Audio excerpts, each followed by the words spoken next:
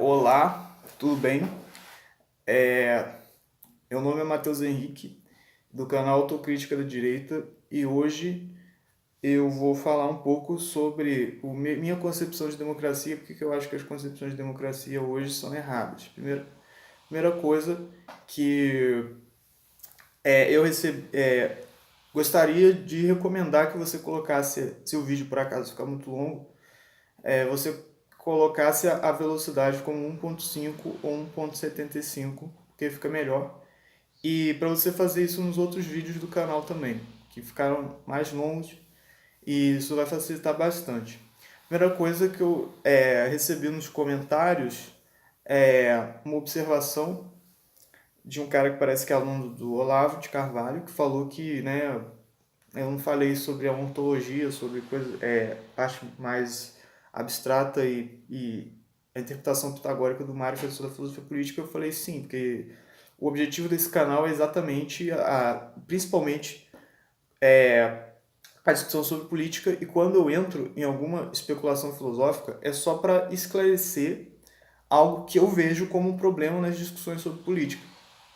E E eu parto dessas discussões sobre política sempre, depois eu retorno a elas. E baseado nessa ideia, né, vou dizer sobre a definição dos conceitos nas discussões sobre política e como essa definição de conceitos eu acredito que seja baseado hoje numa fundamentação filosófica errada, porque eles procuram, eu acredito que inspirados pelas escolas aí da filosofia contemporânea, se distanciar das categorias metafísicas que poderiam fazer parte da filosofia medieval e se aproximar, vamos dizer, da análise matematizável e tudo mais das ciências naturais. Mas o que acontece? Como eu disse anteriormente, eu acredito que os métodos da matematização e vamos dizer, coleta de dados, experimentação e tudo mais, são perfeitos para a física, para a química, mas são inadequados para as ciências humanas. E eu vou justificar isso com uma interpretação histórica que não é o único meio, mas, mas vamos dizer, é um recurso retórico que eu posso usar para fazer você despertar para ter o tipo de percepção que vai permitir que você entenda o conjunto da fundamentação que eu estou oferecendo para isso. É, nas ciências naturais, a matematização e a valorização, vamos dizer, do experimento e do conjunto estatístico de dados, a estatística a partir do conjunto de dados sobre as experiências e tudo mais, é perfeito. Tanto que depois do iluminismo, depois do Galileu, Newton e tudo mais, óbvio que isso se desenvolveu muito com o positivismo e tal. Depois disso aí que teve o progresso absurdo na física, química e na tecnologia do geral, que até na interpretação do Olavo de Carvalho ele fala que não tem a ver com a ciência, mas eu vi outras interpretações falando que tem e tal. Mas de certa forma, não é que não tem nada a ver, tem uma relação indireta, né? Mas independente dessa relação indireta ou não, o progresso tecnológico acompanhou esse progresso científico e tudo ficou maravilhoso. Hoje a gente tem celular com touchscreen, hoje a gente tem os melhores recursos tecnológicos. Só que acontece o seguinte, você vê que isso se desenvolveu a partir da discussão sobre ética. Vamos dizer, a discussão sobre ética que se desenvolveu acompanhando esse desenvolvimento histórico no começo do século XX foi totalmente desastrosa, porque houve um descompasso. E tanto que você vê que na época da explosão tecnológica mais expressiva da história, que foi no começo, vamos dizer, final do século XIX, começo do século XX, o século XIX quase todo, começo do século XX, foi onde tiveram as maiores atrocidades, onde existiu o Holocausto, o Holodomor, o Grande Salto para Diante, e o pessoal arriscava a vida de milhões de pessoas mesmo, foda-se. E isso foi quando as ciências naturais e a tecnologia estavam explodindo. Então, hoje em dia, a gente tem a tecnologia maravilhosa, a internet, tudo mais. Mas, assim, a minha interpretação como leigo é que esse desenvolvimento aí foi principalmente por causa da eletrônica e ele foi expressivo pra caramba, mas ele já estava, de certa forma, previsto lá na tecnologia que tinha no século XX, quando criaram rádio, televisão e tudo mais. Então, tipo, de certa forma, eles já tinham feito o passo mais difícil dessa revolução tecnológica. Então, a revolução tecnológica, vamos dizer, dá para você dizer que o começo do século XX foi o período de maior progresso, final do século XIX, começo do século XX. Teve o começo do rádio, mas foi um período de progresso tão grande, tão impactante, que hoje em dia, se a gente tem tudo que a gente tem maravilhoso, foi graças a esse período. Então, esse período tão foda assim, dessa explosão de desenvolvimento científico e tecnológico, foi o período que precedeu as maiores atrocidades da história da humanidade. Então, isso mostra o quê? Mostra que, na minha interpretação, né, que as categorias que você usa para estudar as ciências naturais e a tecnologia, e tudo mais, por mais foda que seja, pode não necessariamente ter ligação com o progresso sobre a discussão política, porque a discussão política é baseada sobre valores, e a discussão sobre valores tem uma dinâmica diferente da discussão sobre ciências naturais e tecnologia. E eu acho que esse fato de existir esse contraste entre o período de maior crescimento tecnológico e a realização das maiores atrocidades comprova isso. E eu acho que a discussão sobre valores tem que se fundamentar na metafísica medieval e platônica aristotélica, não porque a metafísica medieval é o melhor caminho para resolver tudo, mas é porque a discussão sobre ética e sobre os valores especificamente é uma discussão que, se você pega o discurso metafísico e a forma de pensamento da metafísica antiga, permite que você consiga resultados bons nessa discussão melhor do que outras técnicas, como a lógica matemática, por exemplo. E eu acredito que, por exemplo, isso se expressa muito bem na ética do Aristóteles, na filosofia concreta dos valores, do Mário Ferreira. Você vê como que a visão metafísica permite desenvolver. E agora eu não tenho em mãos esses livros, mas posteriormente, em outros vídeos, eu desenvolvo isso certinho, citando e explicando mais detalhadamente. Mas assim, como eu expliquei no vídeo anterior, você não pode confundir o acessório com o principal. Você não pode confundir o meio para você chegar à verdade com a verdade em si. E o que interessa são os resultados da realidade, e não a estrutura interna do meio pelo qual você chega na realidade. Então, se existe uma forma de pensar que te permita chegar a conclusões sobre um aspecto específico da realidade, que nesse caso é o aspecto moral, que é inegável, não é só por essa estrutura interna que você vai fundamentar isso, mas é pelos resultados. Então, vendo os resultados, você vê o resultado da ética, baseado meramente na lógica argumentativa e tudo mais, ou da ética baseada no estudo da dialética aplicada ao estudo das relações econômicas e tudo mais. Tudo isso leva a... Eu acredito que tudo isso seja insuficiente, porque essas categorias são insuficientes para você chegar à ideia de valores, do valor em si. Porque por mais que você deduza a lógica a partir da propriedade, do fato do homem agir e tudo mais, nas interações econômicas, o valor em si não é alcançável por esse meio aí dos libertários anarcocapitalistas. Mas o valor pode ser alcançável pela fundamentação da metafísica clássica. Então, a metafísica clássica é o melhor meio para chegar aos valores, não porque ela seja o melhor meio para tudo, e não porque exista um método que seja o melhor meio para tudo, porque senão você está chegando no fetichismo, que eu falei. Você está confundindo a comida com um cão pavloviano que está confundindo a comida com a bota do tratador, que é usada para auxiliar que ele leve a comida até ele. Porque você está olhando a bota e salivando, você está olhando a lógica ou a própria metafísica clássica ou qualquer meio e salivando para aquilo, quando na verdade o que interessa são os resultados daquilo na realidade. E eu acho que no caso específico da discussão sobre valores morais, a metafísica é o melhor. Não é porque é metafísica, não é porque é simplesmente um meio e foda-se, mas é porque ela dá resultados melhores nas discussões sobre isso. E partindo desse princípio, a discussão sobre qual é o melhor governo e como que deve se fundamentar a estrutura desse governo, como eu vejo como intrinsecamente ligado aos valores morais, por ela estar ligada à metafísica, não, por ela estar ligada a uma discussão sobre o que se deve fazer, que é o negócio da tímese parabólica do Mário Ferreira dos Santos. No meu entendimento, é você ver o que deve ser em função do que é, e que é o fundamento das discussões sobre moral e sobre valores.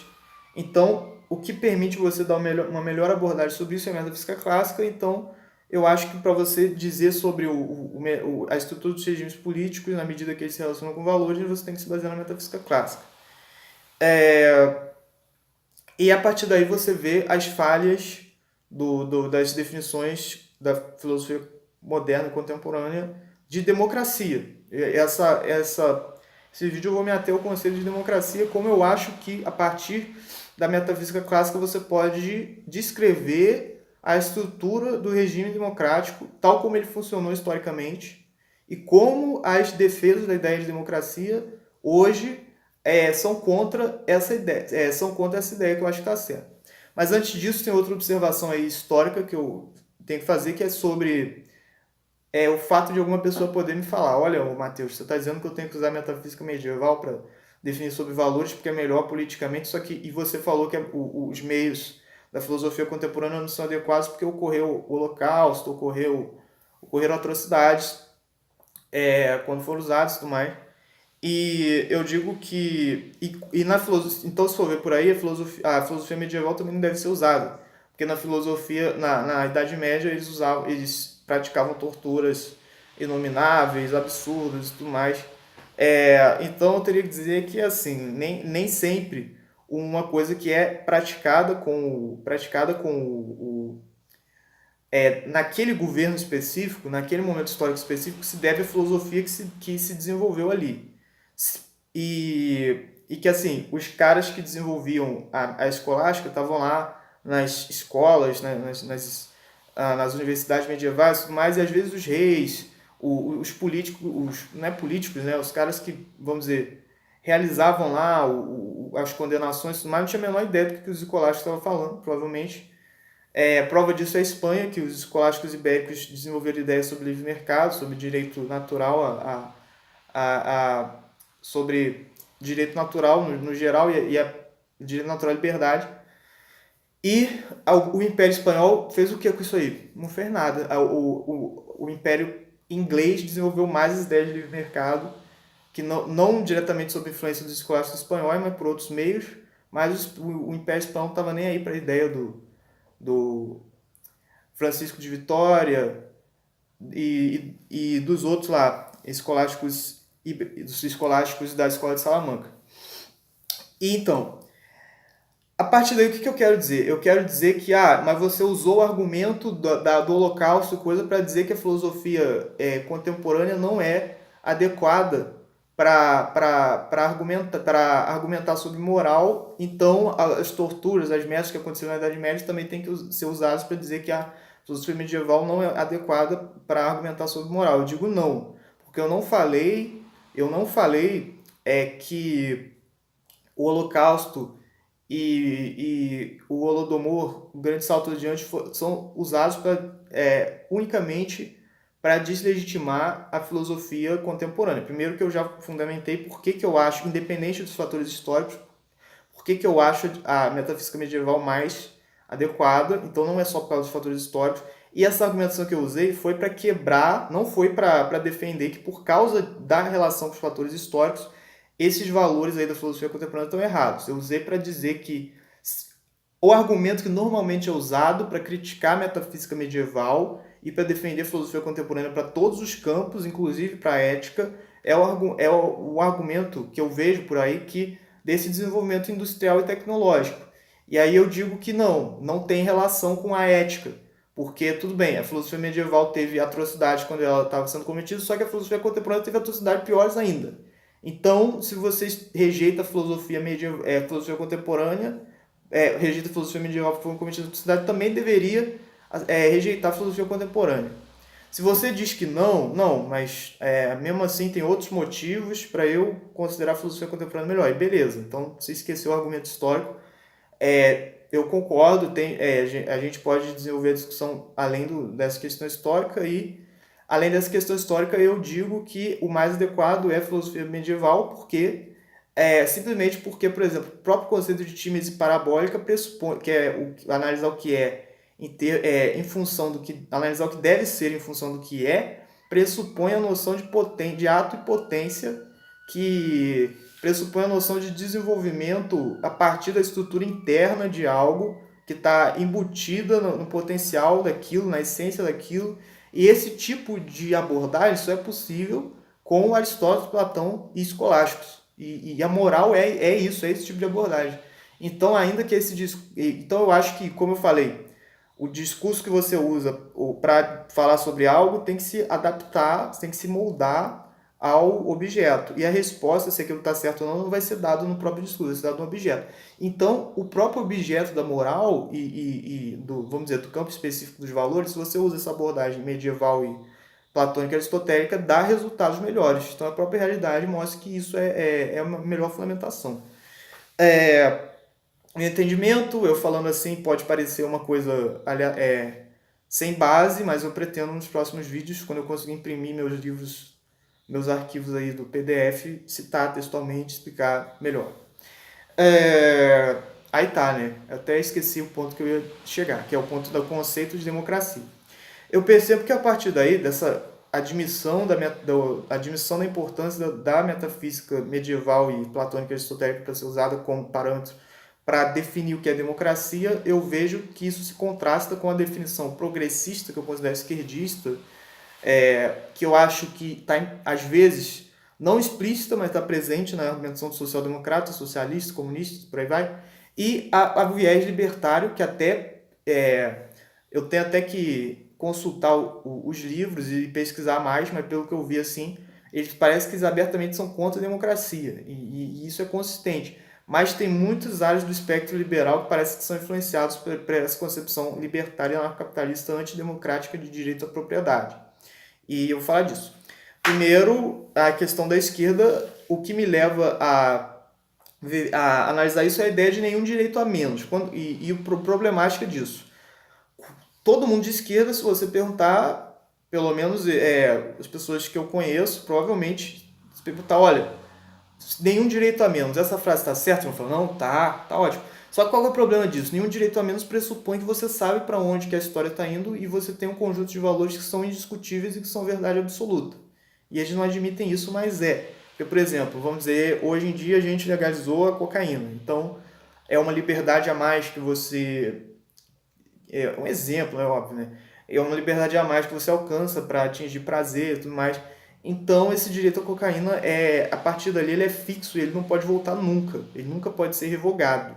Então, se você põe o que define a democracia, é o fato de conquista, a busca pelo prazer, sei lá, e esse direito nunca mais vai poder ser revogado, então você está defendendo que, por mais que a sociedade queira, por mais que as pessoas mudem de ideias, mudem de concepções, vai ter um valor que vai ter que servir como verdade absoluta e que vai se impor para sempre, historicamente, e que então a história tem um objetivo específico, e esse objetivo específico é atingir a concepção deles de obtenção de prazer, de uma sociedade maravilhosa, sem hierarquias, que todo mundo pode ter o máximo de prazer que existe, ou sei lá.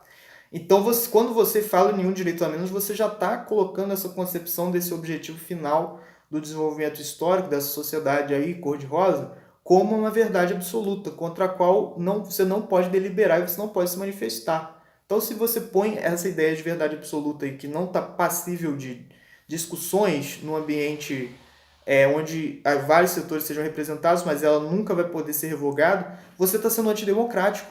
Porque a democracia é a possibilidade de haver um espaço de diálogo em que todas as verdades que fundamentam a ação repressiva do governo sejam contestadas e o estabelecimento de uma norma baseada em um valor específico tem que ser respaldado pelo fato da maioria concordar com esse valor e apoiar.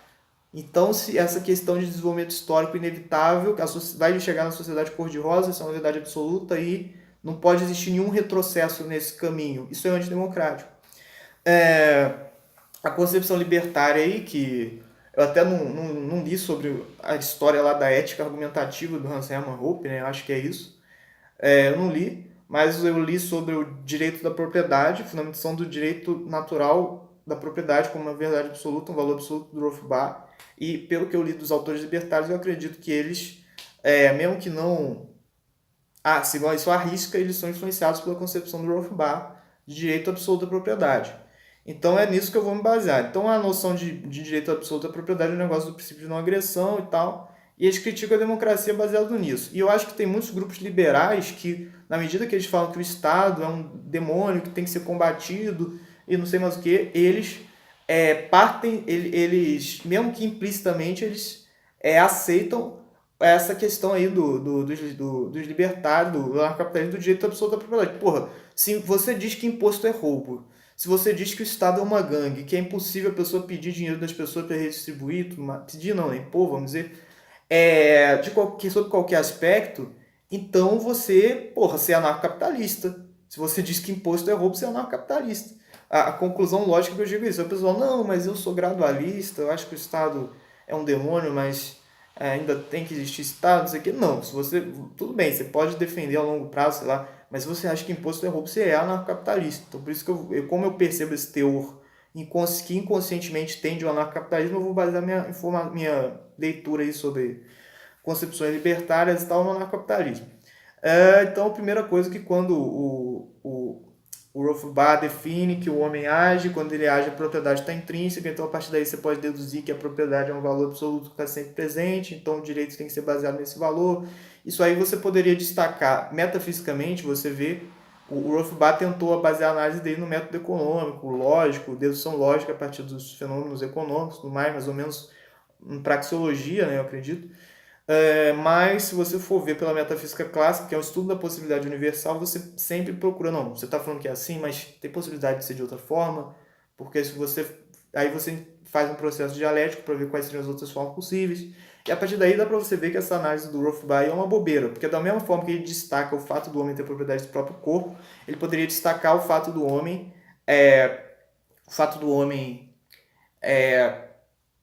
agir para a coletividade, tender a todas as ações do homem terem um efeito sobre a coletividade. Ele destaca esse único ponto e fala, não, beleza, todas as ações do homem tendem a algo sobre a coletividade, então a tendência natural do homem é o socialismo, o direito natural tem que ser baseado no coletivismo, no bem comum e não no indivíduo. Então, tipo, eu não estou defendendo de forma alguma, eu acho o contrário, eu só estou dizendo que a abordagem dele a abordagem dele não tem nada que negue que poderia ser feito de outra forma e que poderia fundamentar o socialismo, o coletivismo, sei lá. Então eu estou dizendo que a abordagem dele é pobre e é falha.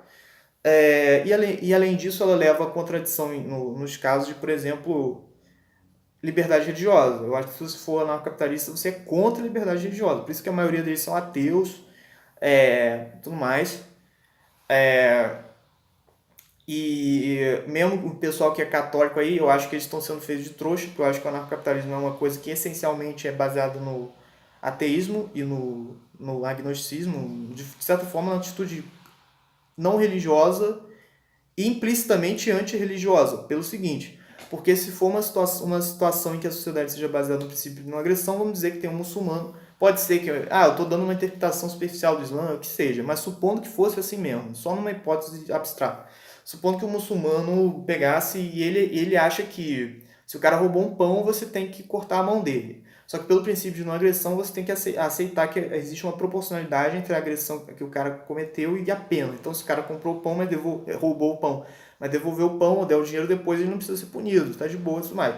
Então, beleza, numa sociedade anarcocapitalista, o muçulmano chega e não, eu não aceito o princípio de não agressão. Eu quero poder cortar a mão do cara que roubou, porque foi revelado, Deus revelou pro profeta e tal, que isso é uma verdade, então eu defendo isso. No anarcocapitalismo vai dizer não, porque o valor, o direito natural à propriedade é uma verdade absoluta, natural, e você pode especular, você pode viajar, falar a merda que você quiser, mas você não pode ir contra esse direito natural. Então ele sobrepõe o princípio de não agressão à liberdade religiosa do cara. Então, e então essa história de que não, no anarcocapitalismo você pode ser o que você quiser, pode ter a religião que você quiser, é mentira. Porque e se a sua religião intrinsecamente tiver algo relacionado a restringir a liberdade e o direito à propriedade do outro? Aí você não tem direito de ter sua religião.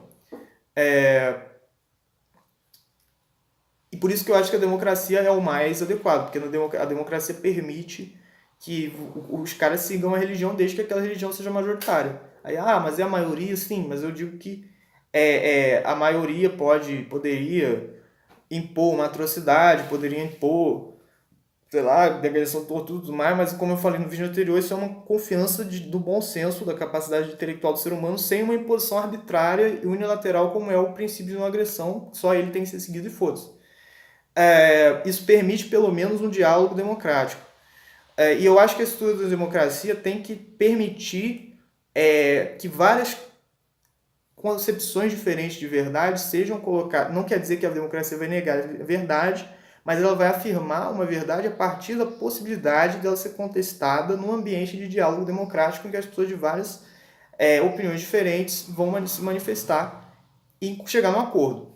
Por exemplo, o pessoal fala muito aí, não, que a democracia americana é o Estado laico e tudo mais, mas se é o Estado laico, por que tem Deus, seja louvado, não sei o quê, Deus nos proteja na Constituição, na cédula de $1? O pessoal, é contraditório, não sei o quê. Eu digo que pela estrutura da democracia não é contraditório, porque a democracia é uma busca por um acordo sobre alguma coisa. Então, se a sociedade tem os católicos, batistas, presbiterianos e tudo mais, e tem um grupinho lá ateu. Se o grupinho ateu é 3%, os católicos, presbiterianos, não sei o que, são a grande maioria, então na minha visão da democracia, eles têm o direito sim de colocar Deus seja louvado e tudo mais. Por quê? Porque não existe verdade absoluta.